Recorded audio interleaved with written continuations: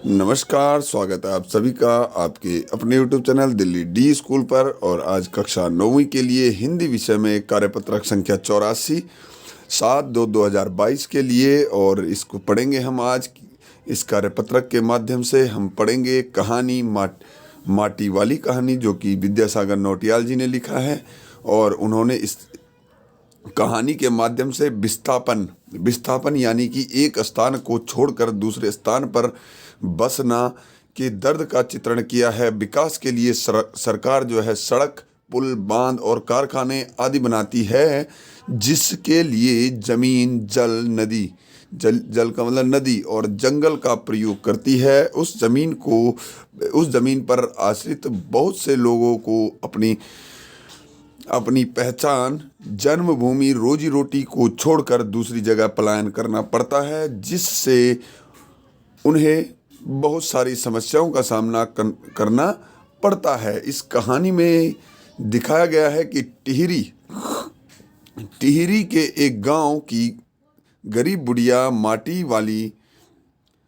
जो माटी को बेचकर किसी तरह अपने परिवार का पालन पोषण कर रही है, किंतु बिजली, पानी और सिंचाई के लिए बांध बनाने के कारण उस जगह को गांव के लोगों के साथ छोड़ना पड़ता है। गरीब और श्रमिक वर्ग किस तरह से इस समस्या से जूझ रहा है, इसका चित्रण लेखक ने बहुत ही संवेदनशीलता और मार्मिकता से किया है।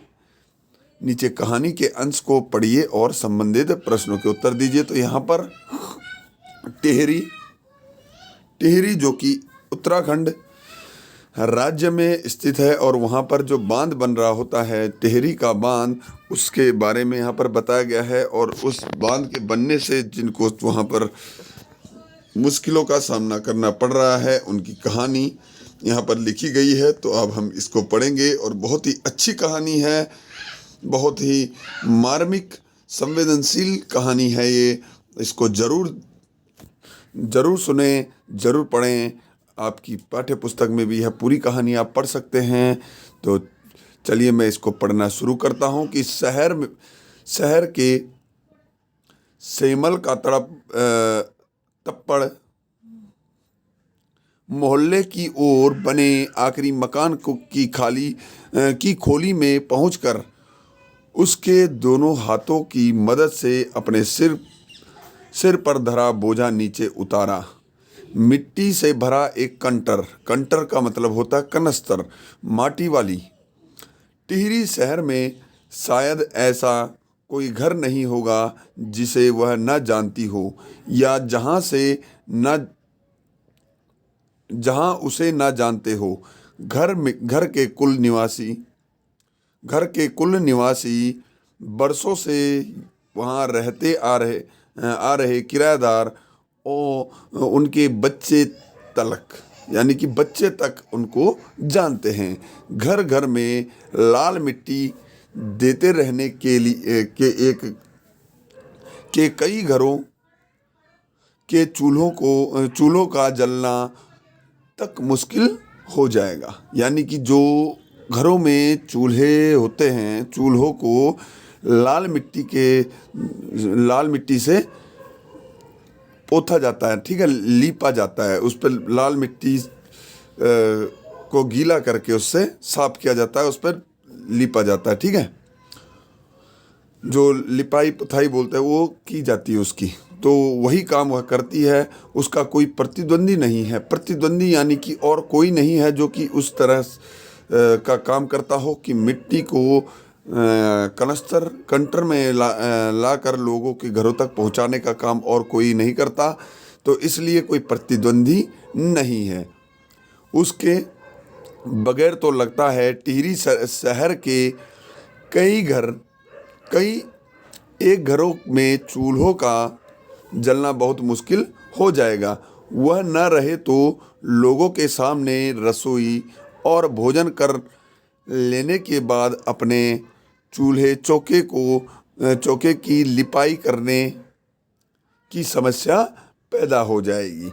अगर बोला कि लोग क्या करते हैं, जैसे खाना बनाते हैं, भोजन बनाया खाया पिया, उसके बाद चूल्हे की साफ सफाई की जाती है, उसको चूल्हे चौके की लिपाई की जाती है। भोजन जुटाने और खाने की तरह रोज एक समस्या, घर में साफ लाल मिट्टी तो हर हालत में मौजूद रहनी चाहिए।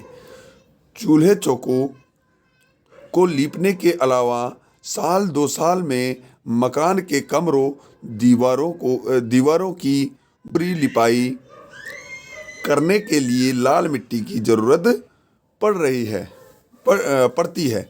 तो यहाँ पर क्या होता है, एक बात है कि जो मकान होते हैं वो ईंटों के नहीं होते, वे पत्थरों के मकान होते हैं और उनकी जो दीवारें होती है उन पे सीमेंट, रेत और सीमेंट से बना हुआ जो हम प्लास्टर करते हैं उस तरह का कोई प्लास्टर नहीं होता।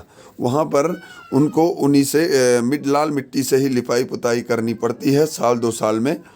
जैसे हम यहाँ पर भी करते हैं, दिल्ली में भी अक्सर लोग करते हैं कि कोई भी त्यौहार आता है तो उस मौके पर घर की साफ़ सफाई की जाती है, लिपाई पुताई की जाती है, सफ़ेदी की जाती है। उसी तरह वहाँ पर भी लोग करते हैं, लेकिन वह करते हैं लाल मिट्टी से और उसकी बहुत ज़्यादा ज़रूरत होती है। और चूल्हे चौके को तो हमेशा ही उसकी लिपाई की जाती है। ठीक है, तो उसी का काम वो करती है। और शहर के अंदर कहीं माटा खान है नहीं। अब माटा खान होता है, माटा मतलब मिट्टी और खान मतलब जहाँ से वह मिट्टी निकाली जाती है खोद कर, वह माटा खान शहर के अंदर नहीं है।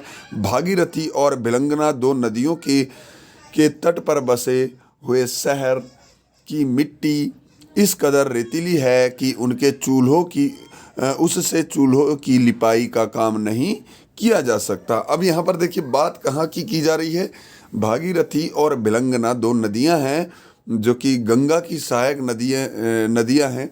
आगे जाकर यह गंगा का रूप धारण करती है, बहुत बड़ी नदियाँ हैं। जब ये दोनों मिलती है तो वहाँ से यह भागीरथी कहलाती है और आगे आकर यह गंगा कहलाती है देवप्रयाग के बाद।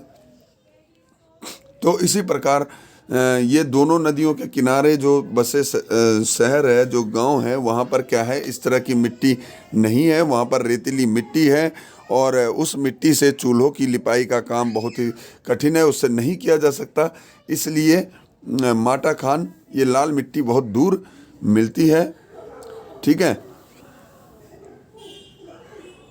बहुत दूर से मिलती है और उसका काम यही माटी वाली करती है। आने वाले नए नए किराएदार भी एक बार अपने घर के आंगन में उसे देख लेते हैं तो अपने आप माटी वाली के ग्राहक बन जाते हैं। अब देखिए जो किराएदार होते हैं वहाँ पर, क्योंकि मकान उस तरह सीमेंट के तो है नहीं, मिट्टी और पत्थर के हैं और मिट्टी से वहाँ पर लिपाई की जाती है, तो जो नए किराएदार होते हैं वे भी उसके ग्राहक बन जाते हैं।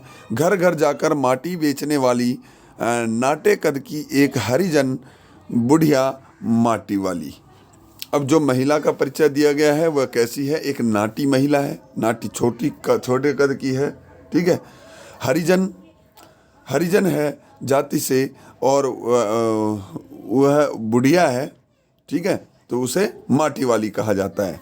तो ये यहाँ पर गद्यांश हमने पढ़ा। अब इससे संबंधित कुछ प्रश्न हैं, उनको हम देखते हैं कि इस पाठ के लेखक कौन है। तो विद्यासागर नौटियाल जी हैं। माटी वाली कहाँ रहती है, वह टिहरी शहर, जो टिहरी में रहती है। ठीक है, माटी वाली क्या काम करती है, मिट्टी लाने का, लाल मिट्टी लाने का, जिससे कि लोग अपने घरों की लिपाई कर सके, चूल्हे की लिपाई कर सके। आगे देखते हैं, आपके विचार में मिट्टी का क्या उपयोग हो सकता है। तो आपके हिसाब से आप देखिए कि किस तरह से आप इस मिट्टी का प्रयोग कर सकते हैं। कि मिट्टी कहाँ है, यहाँ पर लाल मिट्टी तो कहाँ नहीं है, तो मिट्टी का प्रयोग किस किस तरह से, एक तो लिपाई के लिए तो बोल ही दिया है, साथ में आप गमलों में, साथ ही कोई मिट्टी के बर्तन बनाने में, या और भी कई सारी चीज़ें हैं, ईंटें बनाने में। आप लिखिएगा इसे भी। और अगला प्रश्न है 5वां प्रश्न कि माटी वाली की तरह जंगल और मिट्टी पर जीविका वाले लोगों के बारे में लिखिए। तो जो लोग जिनकी जीविका जंगल और मिट्टी से जैसे चल रही है, जिस तरह से माटी वाली की चल रही है, उनके बारे में आपको लिखना है। हमारे देश में कई सारे आदिवासी समुदाय हैं जिनका जीवन उन्हीं पे चल रहा है। वह जंगलों से शहद, जड़ी बूटियाँ और भी कई सारी चीज़ें वहाँ से लाते हैं और तब जाके अपना जीवन यापन करते हैं। तो आप इसमें भी लिखिए। कई सारी जनजातियाँ हैं, उनके बारे में लिख सकते हैं। अगला प्रश्न है कि जहाँ आप जीवन भर रहते आए हैं, यदि किसी कारण से उस जगह को छोड़ना पड़े तो आपको कैसा महसूस होगा, लिखिए। तो आप इसके बारे में स्वयं लिखिए। अगला देखते हैं प्रश्न नंबर 7 कि किराएदार भी एक बार घर के आंगन में उसे देख लेते हैं तो अपने आप माटी वाली के ग्राहक बन जाते हैं। आपके विचार से ऐसा क्यों? तो अभी मैंने बताया था इस गद्यांश को पढ़ते समय कि इसमें क्यों कहा गया है कि किराएदार भी जब उसे देख लेते आंगन में तो उसके ग्राहक बन जाते थे। तो उसे भी आप लिखिए। तो चलिए, ये था आज का कार्यपत्रक और बहुत ही महत्वपूर्ण पाठ जो आपके पाठ्य पुस्तक में है, उसको मैंने बताया। आगे के कार्यपत्रकों में हम और भी देखेंगे। तो चलिए मिलते हैं अगली वीडियो में। तब तक के लिए नमस्कार। जय हिंद, जय भारत।